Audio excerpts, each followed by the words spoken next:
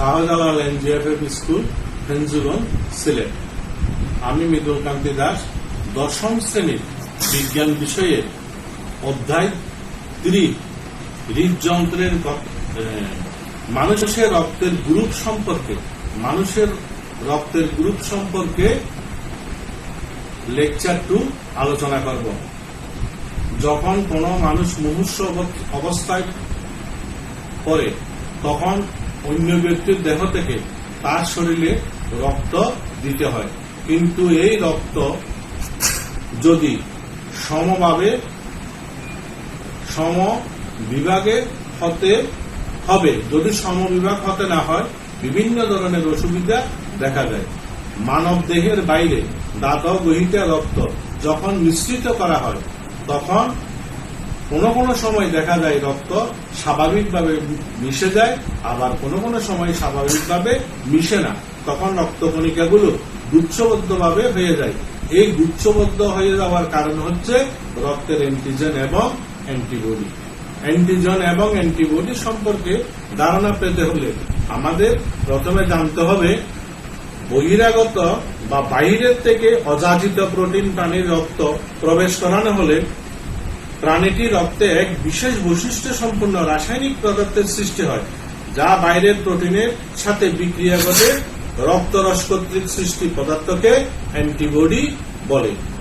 বহিরাগত প্রোটিন যা রক্তে অ্যান্টিবডি তৈরি করতে উদ্বুদ্ধ করে সেই প্রোটিনকে বলা হয় অ্যান্টিজেন। এই অ্যান্টিজেন এবং অ্যান্টিবডি সম্পর্কে আমাদের জানতে হবে। মানুষের রক্তে 2 ধরনের অ্যান্টিজেন থাকে এবং সিরামে 2 ধরনের অ্যান্টিবডি থাকে।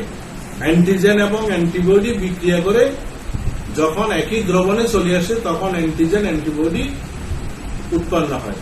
বুঝার সুবিধার জন্য 2 ধরনের অ্যান্টিজেনকে এ এবং বি নামকরণ করা হয়।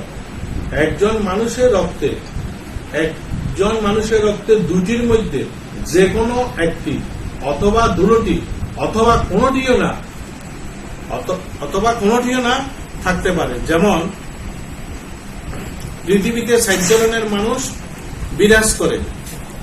রক্তকোষে যদি এ থাকে তাহলে সেটা হবে এ গ্রুপের রক্ত, আর রক্তকোষে যদি বি থাকে তাহলে সেটা বি গ্রুপের রক্ত, আর রক্তকোষে যদি এবি থাকে তাহলে সেটা হবে যে এবি গ্রুপ, আর যদি এবি কোনটি না থাকে তাহলে সেটা হবে ও গ্রুপ। বুঝার সুবিধার জন্য রক্তের গ্রুপ এবং লোহিত রক্তকণিকা ও রক্তরসে কি ধরনের হয় দেখো। এ গ্রুপের রক্তে লোহিত রক্তকণিকায় অ্যান্টিজেন হবে এ এবং রক্তরসে অ্যান্টিবডি হবে বি। বি গ্রুপের রক্তে অ্যান্টিজেন হবে বি এবং অ্যান্টিবডি হবে এ। এবি গ্রুপের অ্যান্টিজেন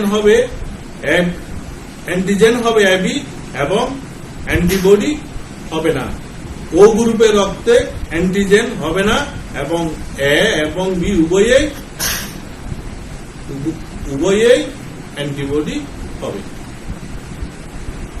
শেষ।